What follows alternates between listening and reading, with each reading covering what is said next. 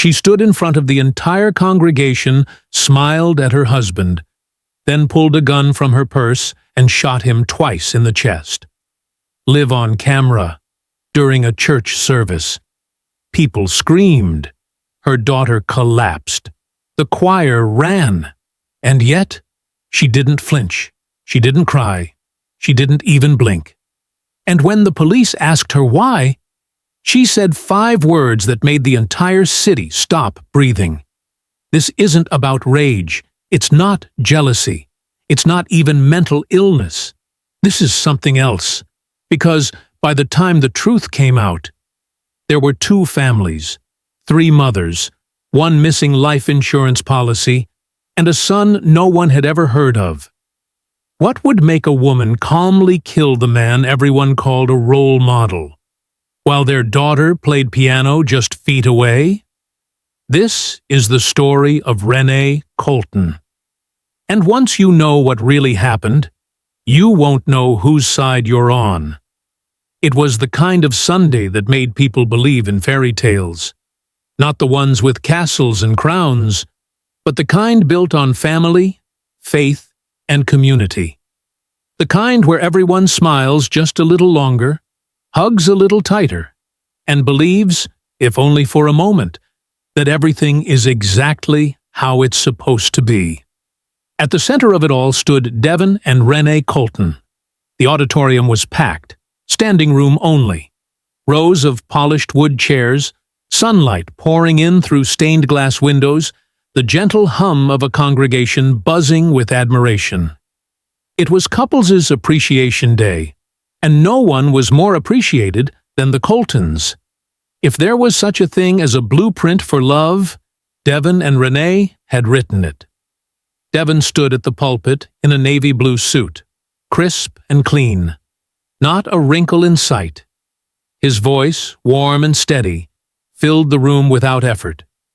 He wasn't a preacher, but he didn't need a title to command attention. People leaned in when he spoke, not because they had to, but because they wanted to. He talked about commitment, about loyalty, about what it meant to build something that lasts. "You don't just stay married," he said, smiling at the crowd.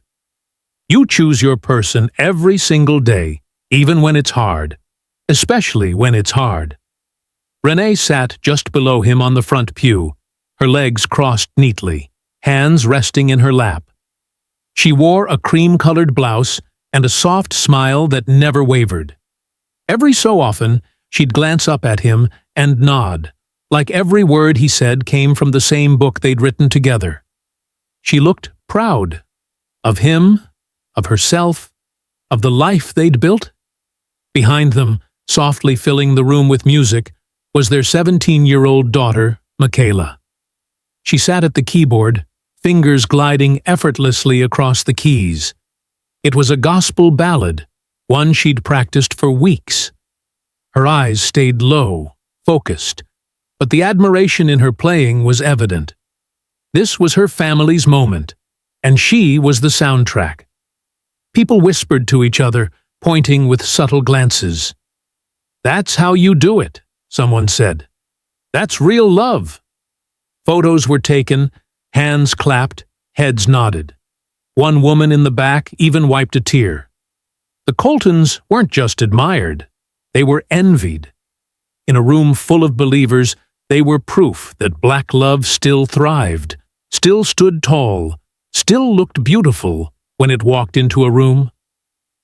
Devin wrapped his arm around Renee as he stepped down from the podium. The applause was loud and earned. Someone from the media team snapped a photo, Devin mid-laugh, Renee resting her head lightly on his shoulder. The perfect shot.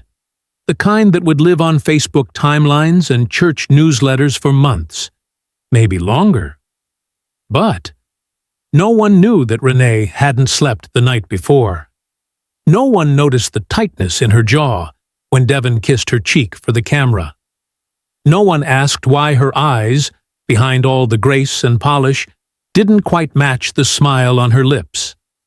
And the next time Renee would take center stage in that same building, she wouldn't be smiling.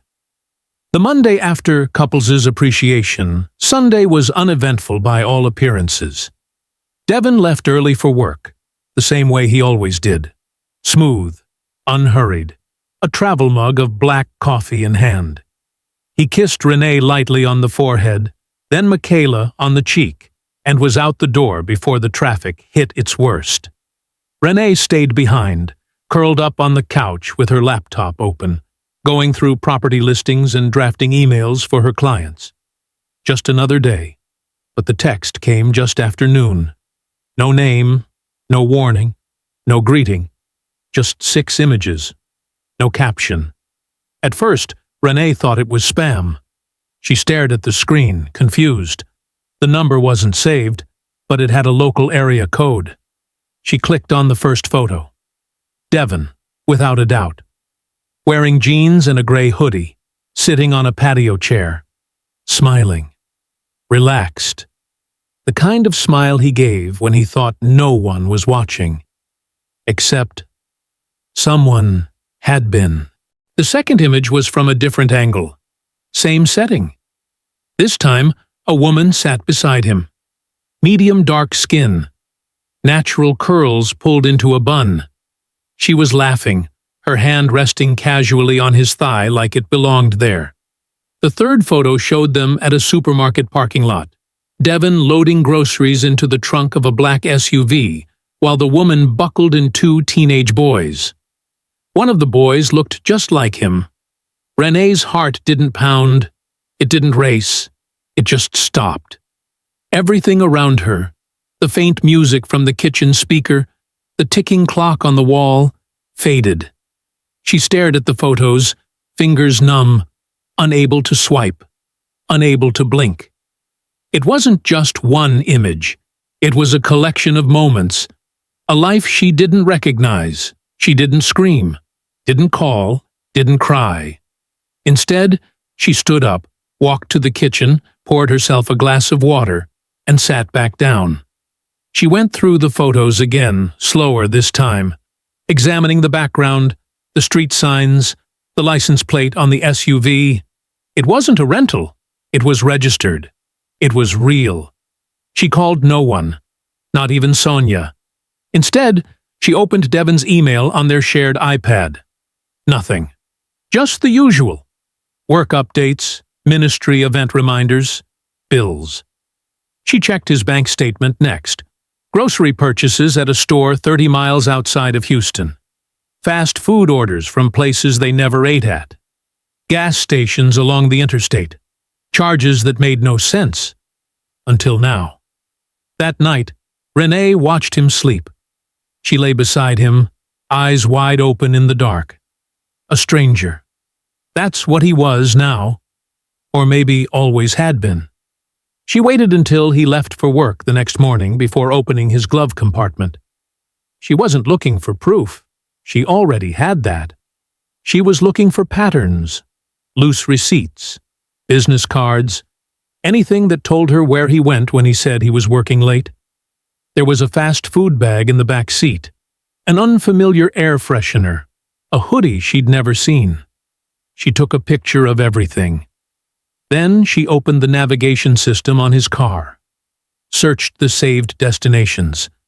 One address stood out, not labeled, just numbers, in Atlanta. Renee didn't make a sound. She just went back inside and sat on the edge of the bed. Michaela was still asleep, peaceful, unaware that everything was beginning to fracture. Renee stared at the sunlight crawling across the floor and whispered to herself, "Don't react yet. Just confirm."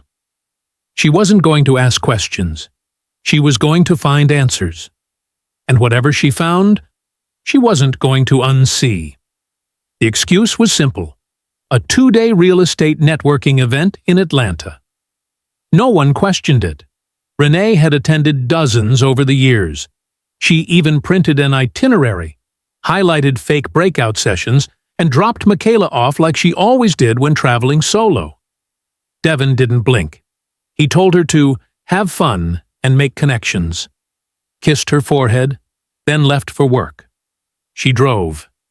8 hours of silence.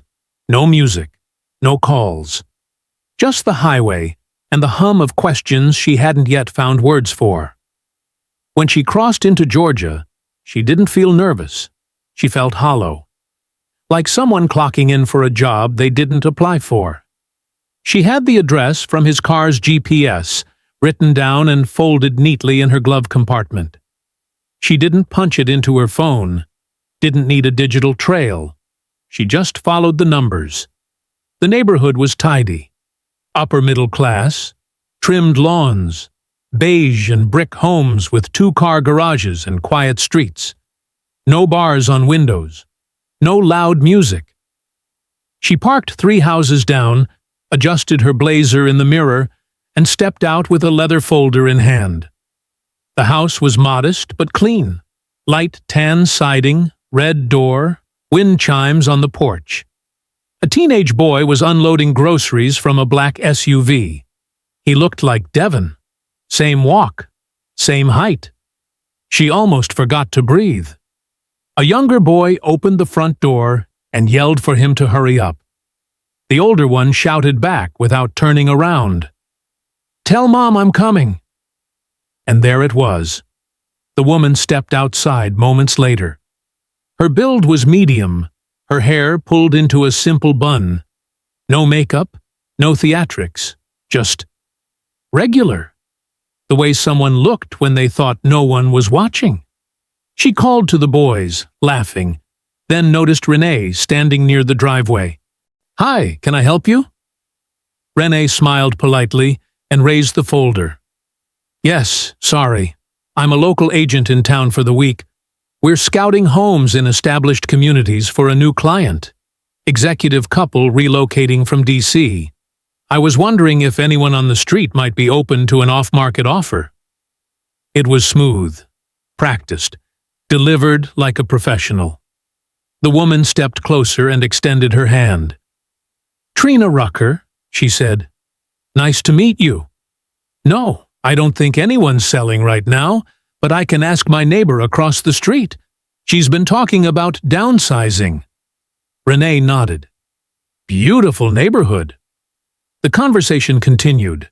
Surface level, schools, traffic, property taxes. Then Renee asked casually, "So is it just you and your boys?" Trina smiled. "Me and the boys, yes. Their dad's around too, when he's not working 2 states away." Renee tilted her head. "Military." Trina chuckled. "Nah, just a busy man. Works between Houston and Atlanta. I call him a part-time resident at this point." Renee laughed softly. "What's his name?" "Most people call him Trey." Renee froze for half a second, not enough to be noticed. Then she nodded again. "Trey? Nice." She stayed just long enough to seem casual, then politely excused herself, claiming her colleague was waiting. As she turned to leave, Trina called out, "Let me know if that DC couple's serious. I might know someone looking to move next year." Renee smiled. "I'll keep you posted." She walked to her car, slowly, keeping her back straight and her hands steady. She didn't cry, didn't clench her jaw. She just took out her phone and, from across the street, zoomed in on the house, the boys, Trina, the SUV, and clicked. One photo, then another, then one more, of the red door. She didn't sleep that night. By morning, she was back on the road, heading home to Houston. Devon called halfway through her drive. She let it ring twice before answering. "How's the conference?" he asked. She glanced at the phone like it had grown teeth. "Productive," she said calmly. "I learned a lot." And she had. More than she was ready for. The drive back to Houston didn't bring clarity. It brought questions. Hundreds of them. Renee played the visit to Atlanta over and over in her mind. But Renee didn't collapse. She didn't scream or throw his clothes into the street like the movies. Instead, she did what she always did, put things in their place. She tucked the photos away. She smiled when Michaela asked how the trip went. She even had dinner on the table when Devon got home that night. Chicken Alfredo, his favorite. He joked about the dog and pony show she probably sat through. She laughed, then excused herself after 2 bites, said she had a headache. He kissed her forehead again. It took her 2 days to gather enough breath to say anything out loud. And even then, she didn't start with Devon. She went to the one person who had never ever made her question loyalty. Sonia Glenn. They sat on Sonia's back porch, under the string lights Devon helped install 2 summers ago. It was late. Too late for casual conversation. Renee held her wine glass like it was the only thing keeping her grounded. Sonia scrolled through her phone, oblivious to what was coming. Or maybe not. "I went to Atlanta," Renee said quietly. Sonia's hand stopped mid-scroll. "For that conference, right?" she asked, not looking up. Renee didn't answer, just stared at her. Sonia finally met her eyes. "Renee, what's going on?" "I met her." The words sat heavy between them. Sonia's face didn't change immediately, but her body did. She sat up straighter, more alert, more cautious. Renee noticed. "She has 2 boys. One's a teenager. The other looks exactly like Devon." She took a slow sip. She called him Trey. Sonia exhaled slowly and set her phone down. "I need to ask you something," Renee said, still calm, "and I need you to tell me the truth. Don't protect me. Don't protect him. Just say it." Sonia nodded, uneasy. "Did you know?" The pause said more than any words ever could. And when Sonia finally spoke, her voice was barely above a whisper. "I knew a long time ago, but I thought it was over." Renee didn't blink. "I saw them together once, years back, at a restaurant in Dallas. I was on a trip with my cousin. I confronted him about it. He told me it was nothing. Said it was an old situation that got messy, but he had handled it. He made me swear not to tell you. Said you were going through a tough time with your dad's health and he didn't want to pile anything else on you." Renee leaned back, blinking at the sky. Her chest was still. Her fingers didn't tremble, but her voice had thinned. "And you believed him?" Sonia's eyes welled. "I didn't want to, but I trusted him. I trusted both of you. I thought I was helping you by staying out of it. I thought it was a mistake he had buried." Renee scoffed. "A mistake he buried?" "He didn't bury it, Sonia. He raised it. That boy is grown now. He's in photos. He's in her house. He's living a life my husband built while I was home holding it down." "I didn't know it was still going on," Sonia whispered. "I swear to God, I didn't know." Renee stood up. The wine glass was still full. "I trusted you," she said, her voice sharp but steady. "You're not just my friend. You're family. You were in our wedding. You know every inch of my life. And you let me walk around like a fool, Sonia." "I thought I was protecting—" "Who?" Renee snapped. "Me? Or your image of us?" The lights above them flickered. A breeze moved through the trees, but neither woman said anything more. Renee grabbed her purse, walked to her car. Didn't slam the door. Didn't yell. But something inside her had closed, and it wasn't going to open again. That night, she didn't sleep. She watched Devon snore beside her and realized something terrifying. The man in her bed had betrayed her, but the woman who knew her deepest wounds had too. Michaela Colton had always known how to read a room. She didn't speak unless it mattered. She didn't ask twice if someone brushed her off the first time. She was her mother's daughter, observant, quiet, restrained, and lately everything in the house felt off. Her mother moved differently, not rushed, not angry, just muted. Like someone dimmed a light inside her and she hadn't noticed yet. The way she folded laundry without humming. The way she cooked and barely tasted. The way her eyes never left her father's face, even when he wasn't talking. Devon, on the other hand, had been trying too hard. More compliments, more jokes, more impromptu family takeout nights that ended in silence. He'd always been a steady man, but now he moved like someone keeping pace with a countdown only he could hear.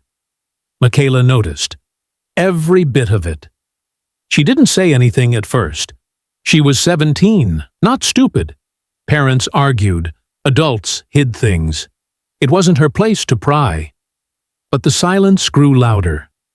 And then came the night she walked past her mother's bedroom and heard her crying. Not sobbing. Crying. The kind that cracked in the throat, but never spilled. Like someone trying to break quietly. Michaela paused in the hallway. The door was open just a crack. Renee sat on the edge of the bed, phone in one hand, the other hand clenched in her lap. "I can't even look at him," she whispered into the phone. "I can't believe I laid next to this man for years and didn't know who he was." Michaela backed away before she heard more. She didn't sleep that night. The next morning, she said nothing over breakfast. Her mother barely touched her tea. Devon asked if she needed a ride to rehearsal. She shook her head. But that evening, when Devon got home, she was waiting for him in the living room. "You good?" he asked, setting his keys down. Michaela nodded, then looked him dead in the eye. "Is Mom mad at you?" Devon froze, just for a second, then smiled and walked over. He sat beside her, wrapped an arm around her shoulder. "Your mom's just tired," he said. "Been working a lot." Michaela didn't move. She was crying last night. He went still again. She kept her eyes forward. "What's going on?" Devon took a deep breath and pulled her in tighter. "Listen to me," he said. "Everything I do, everything I've ever done, is for this family. For you and your mom. Nothing is more important to me. You hear me?" She nodded slowly. He kissed the top of her head. But for the first time in her life, his warmth didn't feel like safety. It felt like a cover. She believed him. At least, she wanted to. But even Michaela couldn't deny what was coming next. Whatever it wasn't just between her parents anymore. It was already seeping through the walls. The announcement came in a newsletter from the church's outreach board. Devon Colton would be honored the following Sunday for his outstanding contribution to community youth leadership. A special program, live-streamed for out-of-state partners, complete with music, testimonials, and a keynote speech. His face appeared on the flyer, grinning, humble, righteous. Renee read the announcement like she was reading an obituary. He hadn't mentioned it to her, not once. She found out with everyone else.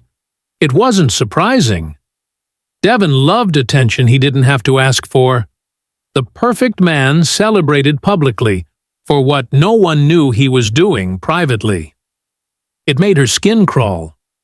She waited until dinner that evening, casual as ever, and said, "I saw the flyer today." "They're honoring you next week?" Devon smiled like he'd won something. "Yeah, it just came together. Was gonna tell you tonight." Renee nodded. "That's beautiful. You deserve it." Michaela glanced up from her plate, sensing the edge in her mother's tone. But neither of them flinched. Devon Colton stood at the pulpit like it had always belonged to him. The auditorium was full, rows of familiar faces beaming with admiration. Some waved at him from the front. Others lifted their phones to snap photos, knowing they were witnessing something the church would talk about for years. The screen behind him displayed a slideshow. Devon mentoring young boys, handing out food boxes, giving talks at youth events. The community loved him because he gave them something to believe in. And today, they were giving that belief back. He adjusted the mic. "I don't deserve this," he said humbly, pausing for dramatic effect. "But I'm grateful. Grateful for the people who've walked this journey with me. My wife, my rock, my daughter, my everything, and this church family." Renee watched from the front row, eyes fixed. Her face held that same warm smile she had worn every Sunday for years. The live stream camera panned to her for a brief second, just long enough to show the world what a proud wife looked like. The glass plaque she held in her hands glistened under the lights. She had custom-ordered it, told the event team it was a surprise gesture, something special from the media volunteers. No one questioned it. At exactly 10:34 a.m., Renee stood. She walked calmly down the aisle, heels tapping softly, plaque clutched close to her chest. She passed Michaela, who gave her a confused but innocent glance. The live stream camera followed her as she stepped up beside Devon, who turned to her with a smile. "You didn't have to?" She cut him off with a quiet hug. The audience chuckled, clapped. A few phones lifted higher. Renee leaned into his ear. He leaned down, like a man receiving gratitude. And then, two muffled pops. The first one hit center mass. The second, just a second later, caught him higher, close to the collarbone. Devon staggered back, confused, shocked, looking down as blood spread across his shirt. His mouth moved but said nothing. The mic picked up a soft wheeze. Then he collapsed backward, taking the lectern down with him. Screams tore through the auditorium. Panic erupted like a fire. Chairs scraped against the floor. Children cried. People ran in every direction. Someone shouted, "Is this real?" Michaela screamed from the front row, frozen in place. The live stream camera glitched, swung sideways, then went black. When police arrived, Renee had not moved. She handed over the weapon without resistance. No screaming, no tears, not even a question. By 2 p.m., the live stream server had been wiped clean.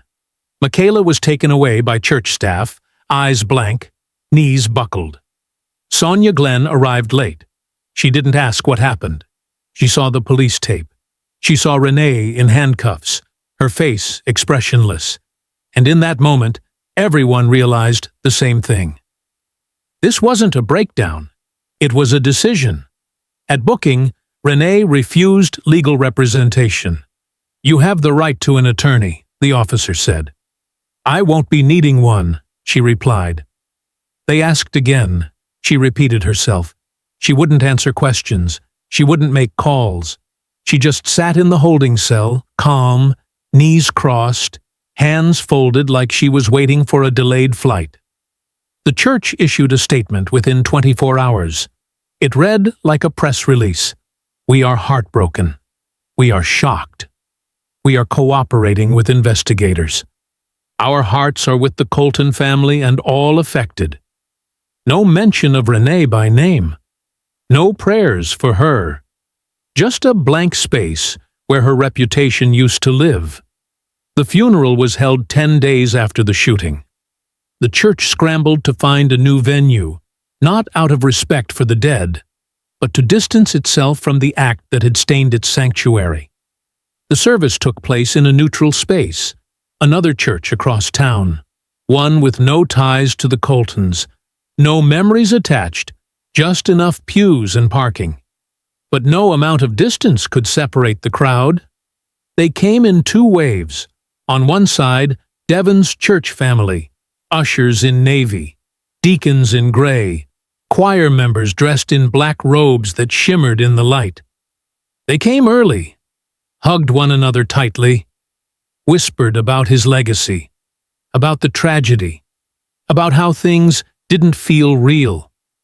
On the other side, quieter but just as present, came the ones no one had expected.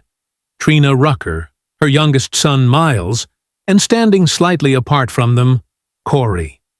No fanfare, no introductions. They didn't wear grief like the others. They wore exposure. Michaela sat in the front with her aunt, small and stiff in a black dress that didn't quite fit. She hadn't asked to come. She hadn't wanted to. But part of her needed to see the end. Her hands trembled when Trina walked in. That was the woman. The one from the photos. The woman her father had smiled with, lived with, shared years with. Their eyes met, briefly. Nothing was said. There was nothing to say. 3 days later, Renee appeared in court, charged with second-degree murder. No trial by jury. She pled guilty. There was no spectacle, no gasps, no handcuffs slammed dramatically on a table. Just paperwork, a courtroom barely filled, and a woman in beige who had already made peace with the price. The judge asked if she had anything to say before sentencing. Renee stood, looked out at the courtroom. Not many were there. Just a few reporters, a court clerk, and 2 women from her church who hadn't yet unfriended her in silence. "You don't get to build empires on lies," she said, voice clear, "and call it love." The room held its breath. She turned to sit down. No breakdown, no apology. Just the echo of words that would outlive every headline that followed. The sentence, 18 years, eligible for parole after 9. And just like that, she disappeared behind the doors. Michaela Colton never went back to that church. She finished high school under a different last name, moved in with an aunt in Dallas, and told people her father passed from an unexpected illness. When people asked about her mother, she'd say, "She's not around," and leave it there. She didn't talk to Corey, didn't talk to Trina, and eventually didn't talk to Sonia either. The silence was her survival. Sonia Glenn released a memoir the following spring. In it, she spoke about loyalty, friendship, and the weight of silence, but she never once said Renee's name. Not out of shame, but out of guilt. Because some things, she admitted, can't be redeemed in chapters. The church wiped Devin's name from everything. No plaques, no dedications. His image was quietly removed from promotional materials and outreach banners. To those who remained, he became a ghost, too complicated to mourn out loud. Corey eventually moved to Houston. He tried, once, to meet with Michaela. She didn't respond. He tried again. Still silence. He stopped asking after that. And Renee? She stayed in prison, refused interviews, turned down documentaries. But she answered letters, not from the curious or the judgmental, but from women.